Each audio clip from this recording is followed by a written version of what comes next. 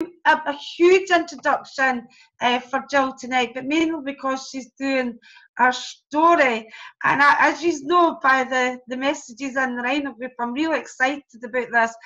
Gill covered this in Birmingham, and this is just an amazing story. It goes back, way back.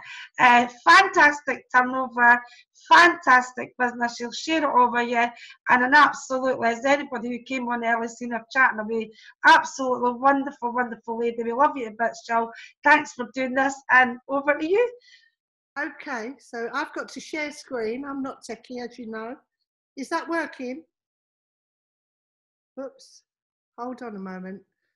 The next thing I've got to do is find my presentation, which I'd left open. I've got a full screen here, so I can't get to my exit full screen. Just a second.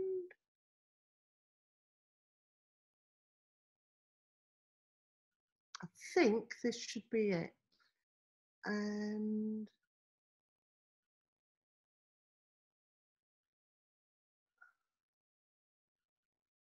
fingers crossed that's working. Text me if it's not, won't you, Lynn, for me? Because I've lost all the pictures and I'm hoping I've got the sound. Can you hear me? It's not working yet. No. And what you do is on your screen, at the bottom of your screen, if you hover your mouse over it, have you got the share button? No, not yet. So what I'll do is I'll shrink this down. I'll escape out of my PowerPoint. Just a moment. Yeah, you actually access it through Zoom. So you need to go to Zoom. Excellent. Let's go back. Okay, so I'm there. And how do I find my presentation on Zoom? Take your mouse down at the bottom of your screen, and when you're on Zoom, the bottom bar should have a share button on it. That's what I pressed, but what happened was it zoomed to a large screen. Yeah, what happens then, when you click share...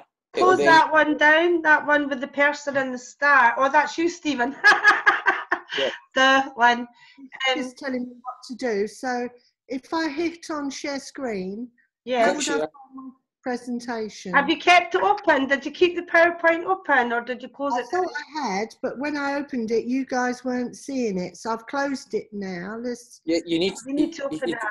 You don't access it through your desktop. You access it through your share button. So when you click share, it should give you the option of selecting PowerPoint from the share. Okay, 2 secs then. Bear with me, everyone. No worries. Should that be sitting on that whiteboard then that I've got in front of me? It says share screen. Yes, and it should be on the whiteboard if it's there. We've seen something now. You've now shared your screen. Right, now you just want to find your PowerPoint. We can see the Zoom page. Can you see what I'm doing on my screen now? Yes, we can see your screen now. So when you share, what you want to do is find that training. That should take a little while. Don't worry. Here we go. I promise you, folks, we did practice several times. Now, does that work? Right. That's it, Gill. Now we just want to give me a wee second, because what I would like to do is I want to just try and arrange it so we can see you speaking on. So we've got you on my video. There you are. We've got you there. Yes, and I've got half my training, and then I've got your pictures of all you guys. So is that the right way? That is absolutely, and I'm going to mute myself now. Excellent, and I'll just rabbit on, do I? So first of all, I'm going to really apologise to Lynn because she rang this afternoon, and I actually thought today was Tuesday. So that's the sad thing that happens when you get a little bit older. And she's asked me to tell you or share with you my story. And I've got some of the slides from conference. So if you did see it, I do apologise, but my story is my story, isn't it? But my story, as you know, is a little bit different from most, in as much as our family's been involved with Clean Easy over 56 years, which is absolutely crazy. That's what, half a century or more. And I have to say that it feels like a blink of an eye. So you guys can't imagine how many changes I've lived through, because change, I think, for everyone is both scary and it's also exciting. And Clean Easy has changed, I can assure you, through the years. If it hadn't changed, you guys would be knocking on the doors like I used to, selling all your wares from a suitcase. So for me, the joy is that Clean Easy has just done that. It's had the ability to change. So I've got some notes here. So I'm going to give you a quick potted history of those 56 years.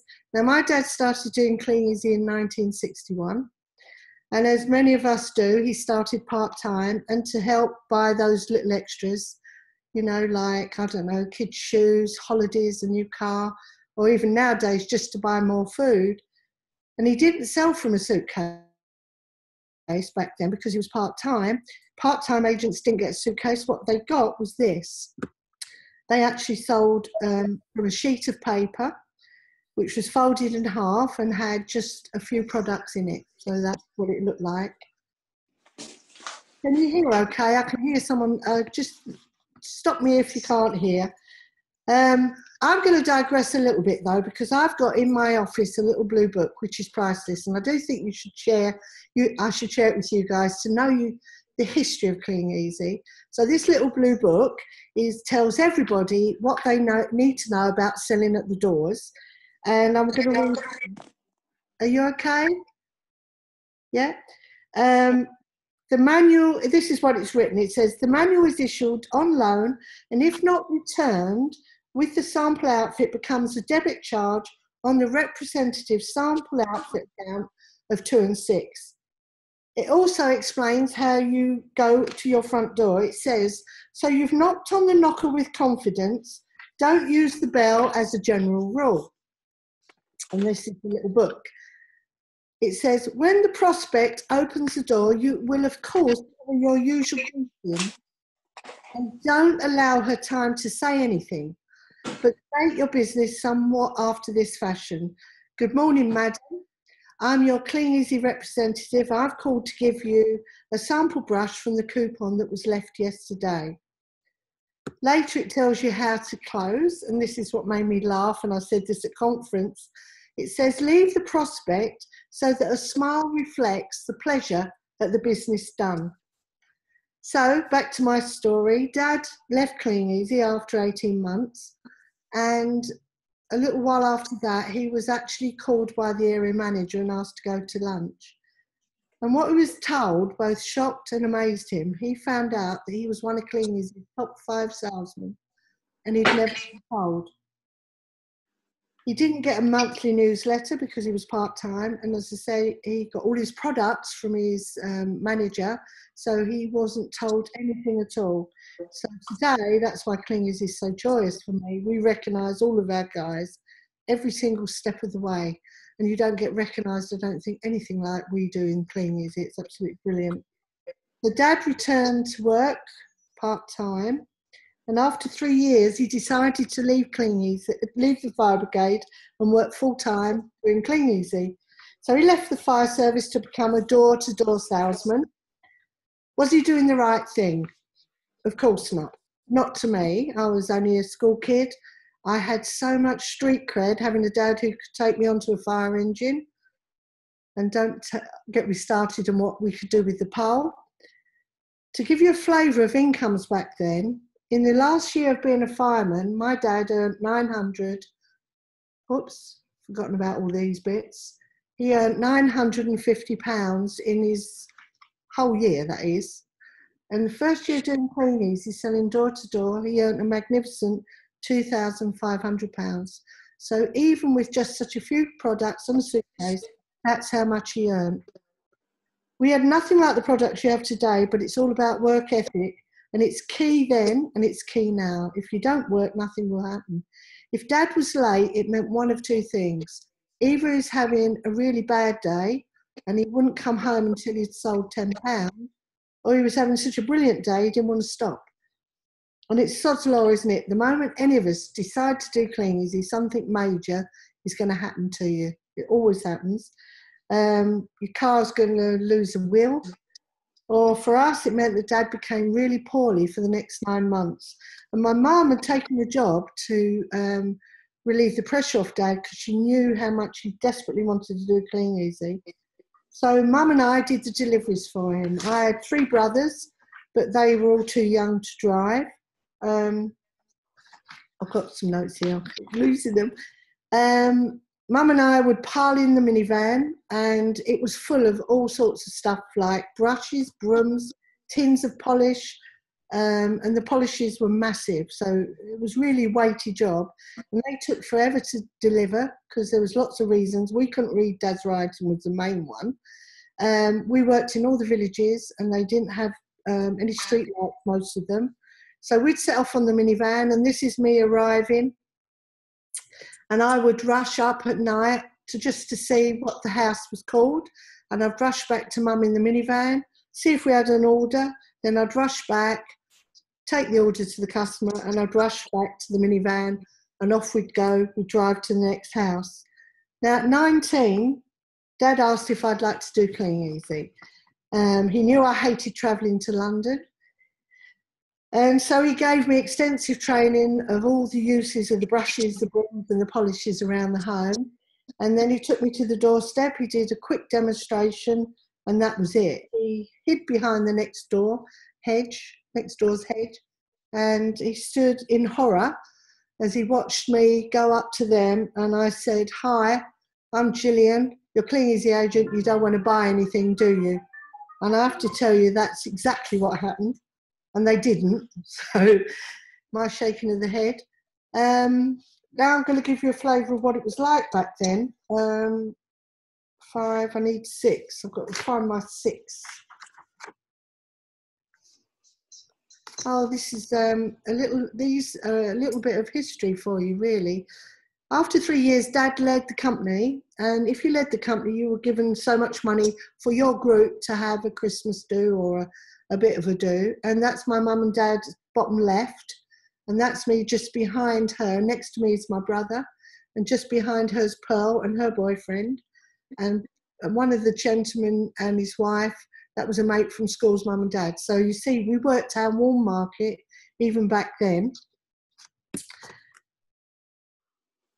I was hired because Dad went corporate for a while, and so not hired, got a free meal out of it, but he always got me doing all the pictures of all the various functions. Now, some of the changes, just to make you aware of what's changed. Right, I can't see that because there's all, but suitcases, they disappeared. We stopped making all our own products. We actually made a lot of our products in warehouses back then. We had areas in territory, so they went, and branch managers went, divisional managers went, so that's how it changed. I've got a list here of things that disappeared. Oh, this is it. When I was retailing at 19, some of the things that happened back then was that my deliveries, if I ordered something, I didn't get it for 2 weeks. But the only way you could get another delivery 2 weeks later is to have cleared half the balance of those deliveries. So after the first week, if you didn't give them half the money, you didn't get a delivery the following week. So it's really strict. We were given territories. We had no credit, as I said. No bonuses, didn't get any bonuses, and people left by droves. When the territories went, loads of people left Clean Easy. People left because they lost the suitcases. Goodness knows why, because I hated the suitcase. Some changes didn't work, but in the end of the day, Clean Easy does work. I think you all know this, and you'll hear it said time and time again that Clean Easy works if we work. It's the only way it will work. The cry that went out when they brought these changes was multi-level marketing. It's never going to work. When it was launched in the early 1990s, but thank God Clean Easy kept it, because it gave all of us the chance who can see the bigger picture, a chance to work on our own futures, if you like. So MLM changed the world for Clean Easy, and that was brought in 1991. Michael, as you know, bless him, has had to have one of the hardest few months, hasn't he, been at the helm, but I know actually we're going to come through.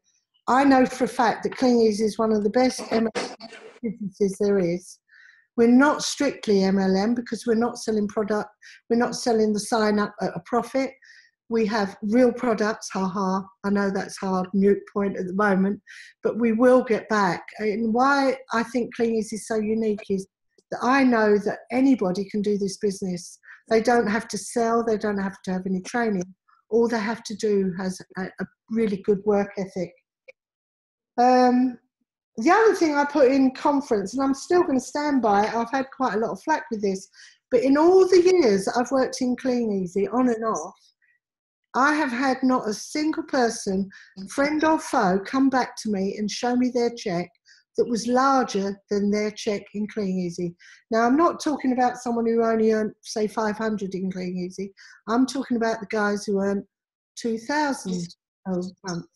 All they've got to do is come back to me and show me a bigger cheque for a new venture. Right, here we go, guys. This is another one. Right, 1991 to 94, so we had loads of things happen. My dad had 2 heart attacks, 2 strokes. And Dad asked if I would come in and help run the business. 1994 was our worst ever year. Dad had the 2nd stroke. I lost my son Jamie at the age of 23. And whilst we were away in Malta, my daughter had an appendicitis and had to have an operation. So we couldn't fly back with everybody else because she just had an operation, so we had to stay there. And what really changed my life is my boss's appraisal 9 months later. This is exactly what he said to me. He was concerned about the amount of time I was having off, and he thought that I should be getting over losing my son by now, as it was 9 months. And that sort of made me realise that I didn't want to be there anymore, in a word. He had pictures of his dog on his desk, not of his wife, so that's what gives you a flavour of him.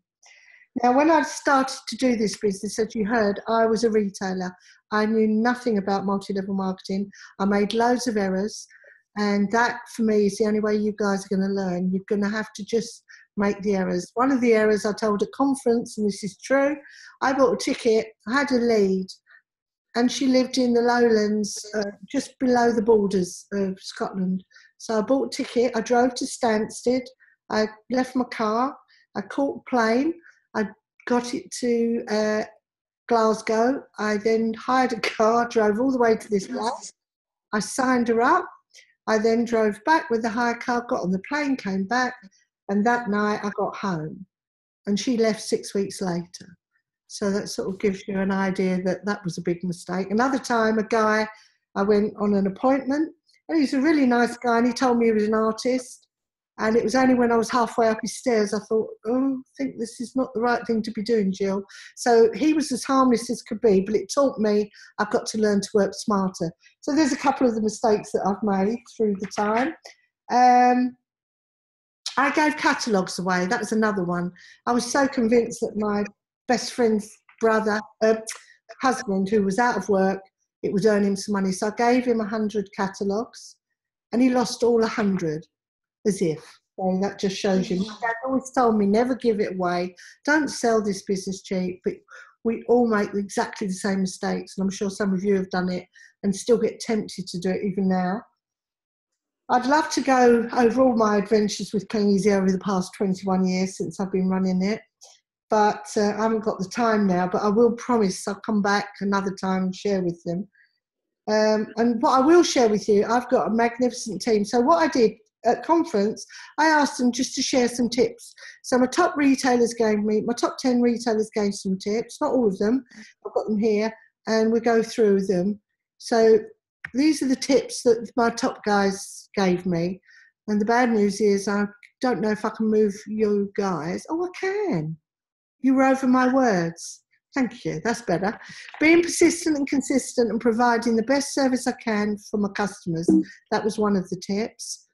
Now I've got to come back here. That's working. Commitment and punctuality and respect for the customer.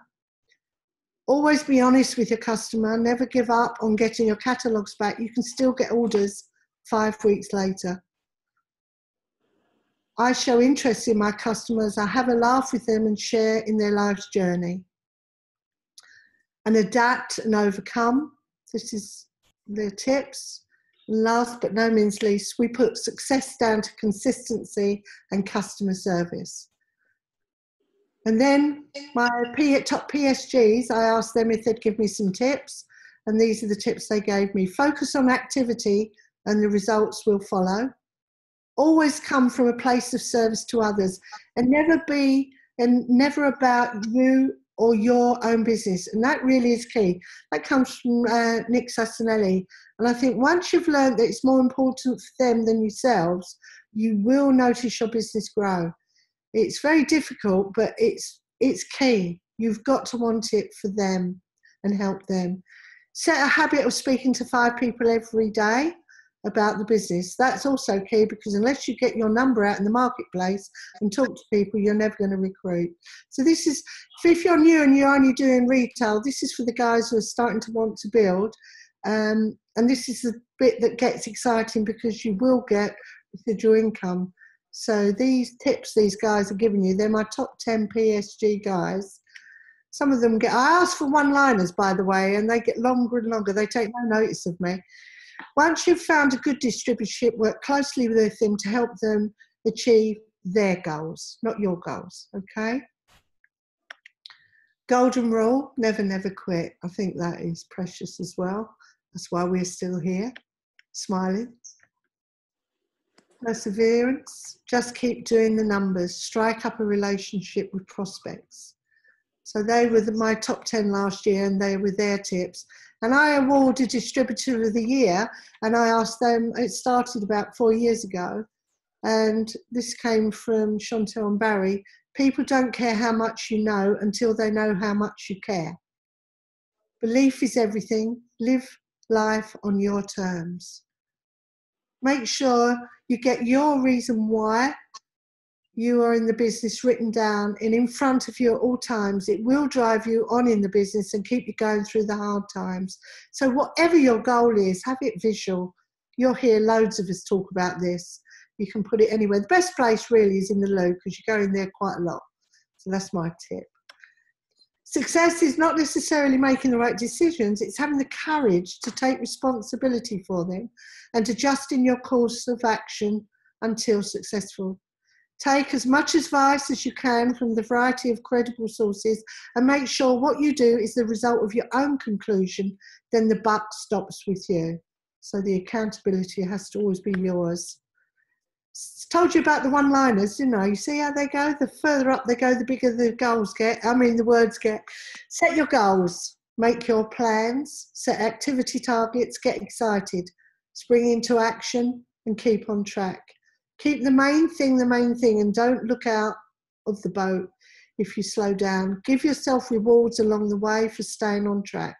Check progress daily, weekly, monthly. I think that is really key as well. Breaking it into daily, little bite-sized chunks makes everything doable. If you leave it to monthly, you can miss time out. And time just slips so quick. And the older you get, the quicker it gets. So bite-sized chunks, daily chunks are key. Before you reach your goal, make new ones to keep the momentum. Winners never quit, quitters never win. And that actually came from Mike and Dawn Goff, and he's had a stroke, and they're still my top PSG. So I think that's also key. I've always wanted to travel, as you heard earlier with chatting to Lynn, and they're some of my things, places I've been. Martin, who did this, is really clever. Mine was really Mickey Mouse, but he's actually put drop points in all the places I've been so far. And there's still a vast amount of the world to see, as you can see. I haven't done Alaska, haven't done any of those bits, and I haven't done India. I've done Australia about 5 times. I've done New Zealand twice. In fact, New Zealand, I'll tell you a quick little story. My daughter, after losing Jay, obviously on holiday, I was a bit neurotic about my girls travelling, and she was around the world, and she rang to tell me she was going to do a bungee jump. And I thought, oh no, you're not. So I bought a ticket for the next day to go to New Zealand. I said to my friend, did you want to come with me? She said, oh, I can't afford it. I said, well, you come in, I bought your ticket, because her daughter was in Auckland. And I flew out, and we went out for 4 days, because I had a meeting to get back to, and it took 2 days to get back home. And so we had wonderful 4 days. And when I got on the plane, she did it anyway. So I learnt a lesson that my kids take no notice of me. Right, I wanted to go to China. I decided this was on my goal board, and my mum was really horrified actually that I was doing this on my own. And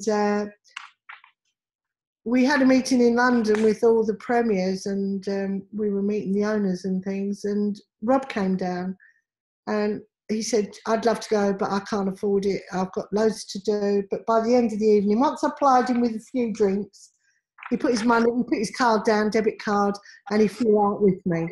And that's him. And as you can see, he looks a bit chilly because we didn't know it was going to be quite as cold. It was -15 that day when we were on the wall. My daughter had made me unpack the night before, and I'd put all my old ski stuff in. So these all came out of a cupboard full of linen ball, you know, the mothballs. And I bought Rob some thermal underwear, and he forgot it. So I had to give him lots of stuff. I've always wanted to own my own home. So in true Essex style, I bought 3. I bought the little bungalow I was living in. I bought this lovely Spanish villa, and I had a house down in Tewkesbury, which was absolutely beautiful. But I had another goal, which was to have a house in the middle of the field. So I built one. So that's my home now. And that's where I'm sitting now. I could actually show you, that's my living room. It's lovely. And that's what Clean's allowed me to do. It's allowed me to really make goals and keep them. And I've still got a lot more to do. 2016 was a pretty awful year. I really think, just like life, you know, you have your ups and downs, and it's not really what happens to you, it's how you react to what's happening. I've lost all my notes, so I'm going to give up on those. But 2016, I lost my mum. I had a cat and it was killed by 2 dogs in my garden. Then all her jewellery was stolen from my house. So that was pretty, I can't think of how to say it, pretty bad year. I was going to use a swear word, but I'm being good. But I also hit the highest of highs, because joy of joys, I had a baby when I was at school, and we were forced really to have him adopted. So I spent years looking for him, and last year he found me. So Gill, that's my son. So I didn't stop crying for about 5 days, and all I do is smile. That's all we ever do is smile. So it's been joyous. And that's his stepdaughter Yasmin, and that was the first day I met her. I'm now Nana Gill to her as well, which is absolutely wonderful. I've got my 5 granddaughters. They're all at Spain. The girl in the orange is actually, it's a long story, but Jamie was with his fiancée Lynn when he died, and I've stayed friendly with her ever since. And that's her daughter with Dave, and we go on holidays together. We spend a lot of time together, and I class her as my granddaughter anyway. So I've got Yasmin, Lola, Izzy, Jessica and Matilda. So that's my lovely girls. I've told the girls, all the family, that I'm spending their inheritance. So I took them all to Mexico in August. So that's my tribe. That's the sinkhole that we went into. I actually jumped off that platform 30 foot up, which was a bit silly. In fact, Rob texted me and said, for goodness sake, girl, remember you're nearly 70. You're not supposed to be doing things like that. I did scream a lot on the way down. I swam with the whale sharks again, which was absolutely magical. And also, this was with my eldest granddaughter.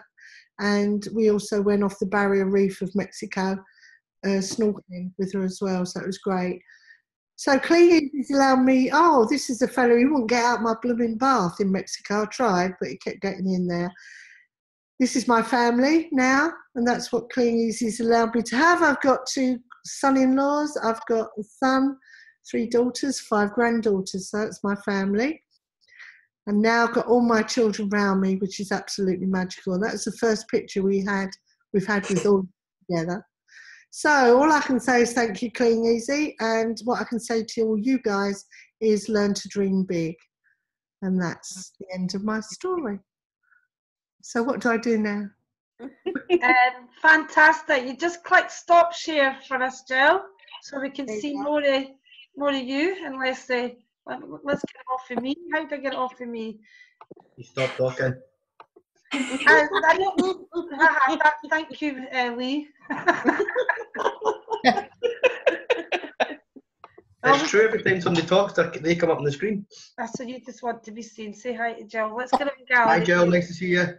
And you. I'm trying to get it in gallery view. There we go. Yay! That's what I was trying to get in gallery view, so you can see everybody. Thanks so much for that. That was.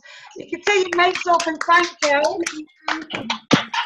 Thank you so much. I enjoyed that. I could listen all night. It took me back to when we sit in your living room and you get the photos out and you go into the office and all the history. It's fantastic. I remember when you were doing the plans for that house, but that was where the bungalow was. The bungalow got yeah, and I've built it. Look, if you can see. Look at that. Beautiful. Wow. Coming on. That's the living room, but yeah, it's in 4 acres, so. Wow. So. That was I've just been cleaning out my office. I've got to tell you, I found some searchlights, 1956. What is Janet doing? Oops, let's put it back to gallery view. Anybody got any questions for Jill or anything they want to say? Jill, I love that. I really enjoyed that. I mean, going back to the 60s here with the clean easy business, a fair few ups and downs, Jill, eh? Yeah, it's changed. I mean, to me, it's just joyous now to have the products. I know we're going through a hard time, but I have great belief that it's about to turn. Definitely. We've had hard times before, I have to tell you. They've had hiccups before. People have left in droves. As I said, when they got rid of churches, they tried customer registration and it failed miserably. And there was gang warfare going on, saying he was my customer, no, he's my customer. And that's what companies do, they evolve. Yeah. This part of the evolution has been hard, but I think we'll come out tougher. Definitely. You know, I've taken in washing, I scrub floors now, but I know that I won't always have to do that. Can't sell me body, I'm too old, but... Anybody got anything they want to ask Jill or say? Everybody's went all shy. They do this quite a lot when I get a guest speaker. Oh, don't be shy. Just I really enjoyed it. I think you covered everything so well, though. yeah. Can I say something then? Of course you can. I've recently signed up to Clean Easy. Right. This is obviously all new to me. I've placed my first order this morning. Yay! Well done. Thank you. Should have been for £80, but two items are in back orders, so £66 went through. So I'm happy. I'm hopefully will achieve my goals, and with 5 kids and a husband's in the forces, it's quite hard. It is hard. Oh, wow. Mega. And to be honest, it is the part, you're at what I call the hardest part. It's where the climb is largest, because everything's new to you. You've got loads to learn, but all your uplines, sidelines, downlines will help you. Don't be afraid to ask. And when you're having a bad day, that's when you need to ring someone. Okay. You know, I used to stick the gate if someone was rotten to me at the door and things like that. You know, we had territories, and it wasn't like now. There wasn't the support in place. But it is hard. You've got 5 children, so that's mega that you're doing it. And your husband's in the forces makes it even more difficult. But I would say once you get to know the workforce, the forces network, if you like, you could have a wealth of customer base sitting there. Yeah. And I would start maybe getting someone to help you who's maybe done it before, because it is really a huge customer base sitting waiting to be found. It's just Mary Stewart signed me up, and she's been really I can't fault her. She's been so helpful. It's unbelievable. Excellent. So yeah, order today. I don't have a Scooby. I was you told me how to do What it. do you have a Scooby means, Jill? Does that translate in Essex? I was thinking Scooby-Doo, I thought, no. And then I was Scooby-Doo. thinking rhyming slang, and all I could come back with was poo. So I got that. Clue. Didn't have a clue. Oh, Good. Scooby-Doo. My Scottish slang, sorry. You've done amazing, Maura. I can only just say, and I'm sure everybody else will agree, well done. Because, you know, to do that without having 5 children and the husband and the family, hard enough. But that's good advice for Jill as well. There will be a good customer base and also people who might be interested in making money in there. Yeah. And but well done, and been brave enough to talk on your first webinar as well. Where is Mary anyway? Mary has a house guest for a couple of days who's leaving tomorrow.